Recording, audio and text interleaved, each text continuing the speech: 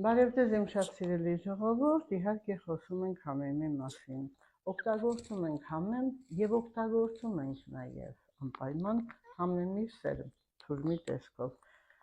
Իհարկե համեմը նույնպես կարելի է թուրմի տեսքով օգտագործել, բայց շատ ավելի առողջարար է համեմի սերմը եւ բորբոքային վիճակների, եւ կանացի օրգանների, եւ տղամարդկանց անմիջապահության դեպքում կամ եթե կա սեռական օրգաններում բորբոքում եւ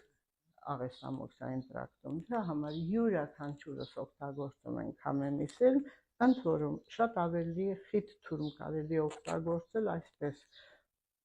վերցնում ենք 1 ճաշի գթալ համեմի սերմը, ավելացնում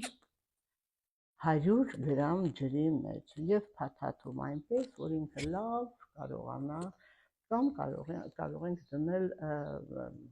տաք ջրի մեջ, որպեսզի այն ավելի լավ թրմվի, որպես շոգեբաղնիք։ Դրանից հետո ամեն անգամ ժամը 1 ճաշի գթալ օգտագործում ենք, եթե կա անմիջապահության խիստ վիճակ, ծանր վիճակ կամ բորբոքային վիճակ։ Սիրում եմ ձեզ։